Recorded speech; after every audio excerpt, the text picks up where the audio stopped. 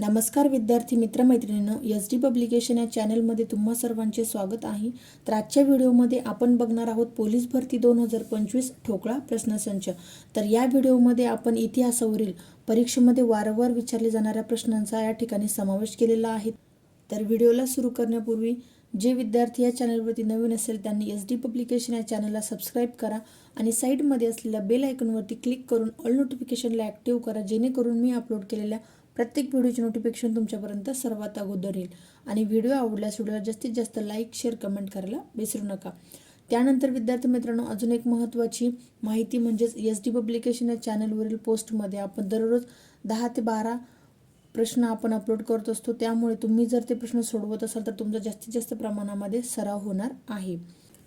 चला तर विद्यार्थी मित्रांनो, कुठेही वेळ वाया न घालवता आपण सुरुवात करत व्हिडिओला। तर व्हिडिओ कुठे स्किप न करता पूर्ण बघायचा आहे। तर आजच्या व्हिडिओतील पहिला प्रश्न आहे की भारतात होमरूल चळवळ कोणी सुरू केली?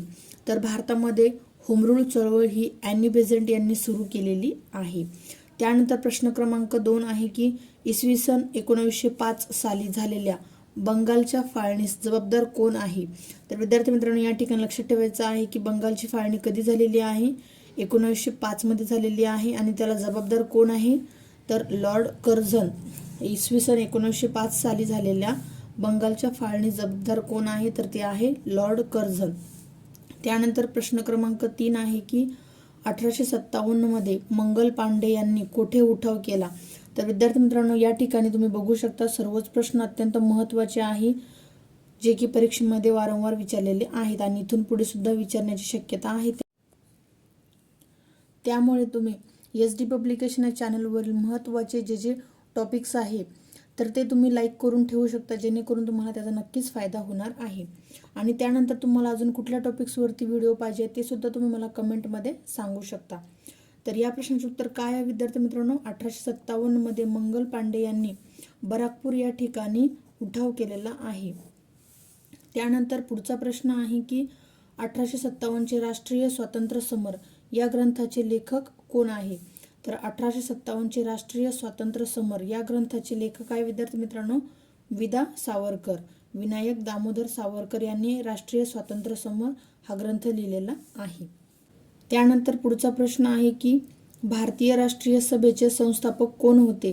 तर भारतीय राष्ट्रीय सभेचे संस्थापक हे A.O. ह्यूम हे होते। विद्यार्थी मित्रांनो, लक्षात ठेवायचं आहे। तर भारतीय राष्ट्रीय सभेचे संस्थापक कोण होते विद्यार्थी मित्रांनो? तर A.O. ह्यूम हे होते। त्यानंतर पुढचा प्रश्न आहे की मुळशी सत्याग्रहाचे नेतृत्व कोणी केले? तर मुळशी सत्याग्रहाचे नेतृत्व कोणी केलेले आहे विद्यार्थी मित्रांनो? P.M. बापट। त्यांनाच आपण पांडुरंग महादेव किंवा सेनापती बापट असे म्हणतो। तर लक्षात ठेवायचं आहे, मुळशी सत्याग्रहाचे नेतृत्व कोणी केलेलं आहे? तर सेनापती बापट यांनी केलेले आहे। त्यानंतर पुढचा प्रश्न आहे की बंगालची फाळणी केव्हा रद्द झाली? तर बंगालची फाळणी ही 1911 मध्ये रद्द झालेली आहे विद्यार्थी मित्रांनो। हा परीक्षेमध्ये नेहमी विचारला जाणारा प्रश्न आहे। त्यानंतर पुढचा प्रश्न आहे की 1932 साली पुणे करारावर कोणी कोणी स्वाक्षऱ्या केलेल्या आहे विद्यार्थी मित्रांनो? तर 1932 साली पुणे करारावर डॉक्टर बाबासाहेब आंबेडकर व महात्मा गांधी यांनी स्वाक्षऱ्या केलेल्या आहेत। त्यानंतर पुढचा प्रश्न आहे की काळा कायदा म्हणून कोणत्या कायद्याला ओळखले जाते? तर काळा कायदा म्हणून रौलेट कायदा, जो की 1919 मध्ये आला होता, त्यालाच काय म्हणतात? तर काळा कायदा असे म्हणतात। त्यानंतर पुढचा प्रश्न आहे की चौरी चौराची घटना कोणत्या प्रांतात घडली? तर चौरी चौराची घटना विद्यार्थी मित्रांनो 5 फेब्रुवारी 1922 मध्ये उत्तर प्रदेश या प्रांतामध्ये घडलेली आहे। त्यानंतर पुढचा प्रश्न आहे की कोणत्या क्रांतिकारकांनी मध्यवर्ती कायदेमंडळात बॉम्बस्फोट केला होता? तर भगतसिंग व बटुकेश्वर दत्त या क्रांतिकारकांनी मध्यवर्ती कायदेमंडळात बॉम्बस्फोट केला होता। त्यानंतर 12 नंबरचा प्रश्न आहे विद्यार्थी मित्रांनो, भारतीय राष्ट्रीय सभेचे अध्यक्षपद भूषवणारे प्रथम मराठी भाषिक कोण होते? प्रश्न नीट वाचायचा आहे की भारतीय राष्ट्रीय सभेचे अध्यक्षपद भूषवणारे प्रथम मराठी भाषिक विचारलेले आहे आपल्याला। तर ते कोण होते विद्यार्थी मित्रांनो? तर नारायण चंदावरकर हे भारतीय राष्ट्रीय सभेचे अध्यक्षपद भूषवणारे प्रथम मराठी भाषिक होते। त्यानंतर पुढचा प्रश्न आहे की जून जुलै 1908च्या खटल्यानंतर टिळकांना कोणत्या तुरुंगात पाठवण्यात आले? तर जून जुलै 1908च्या खटल्यानंतर टिळकांना मंडालेच्या तुरुंगात पाठवण्यात आले, जे की सध्या म्यानमारमध्ये आहे. त्यानंतरचा पुढचा प्रश्न आहे की हंगामी आझाद हिंद सरकारची स्थापना कोणी व कोठे केली? तर हंगामी आझाद हिंद सरकारची स्थापना ही नेताजी सुभाषचंद्र बोस यांनी सिंगापूर या ठिकाणी केलेली आहे. त्यानंतर पुढचा प्रश्न आहे की भारताचा शोध हे पुस्तक कोणी लिहिले? तर भारताचा शोध हे पुस्तक पंडित जवाहरलाल नेहरू यांनी लिहिलेले आहे. त्यानंतरचा पुढचा प्रश्न आहे की गांधीजींनी नेतृत्व करण्यास नकार दिलेली चळवळ कोणती? तर महात्मा गांधीजींनी ज्या चळवळीला नकार दिलेला विद्यार्थी मित्रांनो ती कोणती आहे? तर ती आहे स्वदेशी चळवळ, कारण त्यावेळेला महात्मा गांधी दक्षिण आफ्रिकेमध्ये होते. त्यानंतरचा पुढचा प्रश्न आहे की भारताचे शेवटचे व्हाईसरॉय कोण होते? तर भारताचे शेवटचे व्हाईसरॉय हे लॉर्ड माउंटबॅटन होते. लक्षात ठेवायचं विद्यार्थी मित्रांनो, परीक्षेमध्ये नेहमी विचारले जाणारे हे सर्वच प्रश्न आहे. तरचा पुढचा प्रश्न आहे की 1937च्या निवडणुकीनंतर मुंबई प्रांताचे मुख्यमंत्री कोण होते? तर 1937च्या निवडणुकीनंतर मुंबई प्रांताचे मुख्यमंत्री हे बाळासाहेब खेर होते. त्यानंतर पुढचा प्रश्न आहे की भारतीय राष्ट्रीय काँग्रेसचे पहिले ग्रामीण भागातील अधिवेशन कोठे भरले?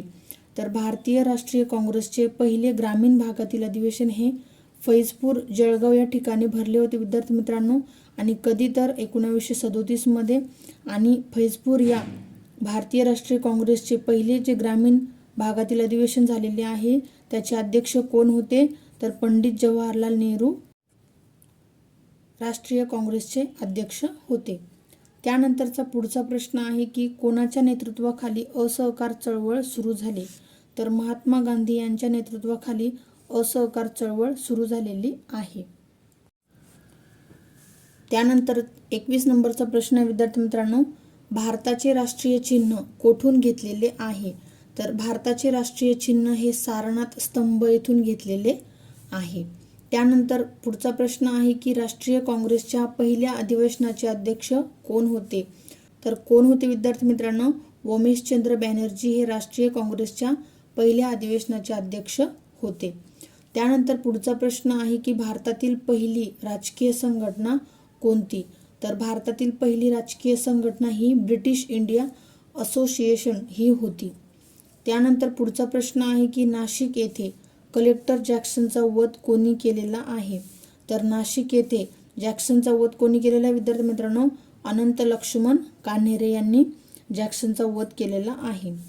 त्यानंतर पुढचा प्रश्न आहे की भारतात कलेक्टर पदाची शिफारस कोणी केली?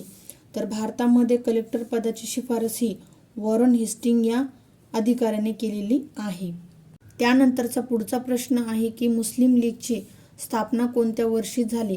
तर मुस्लिम लीगची स्थापना ही 1906 मध्ये झालेली आहे. त्यानंतर पुढचा प्रश्न आहे की स्वराज्य पक्षाचे संस्थापक सदस्य कोण होते? तर स्वराज्य पक्षाचे संस्थापक सदस्य हे मोतीलाल नेहरू होते.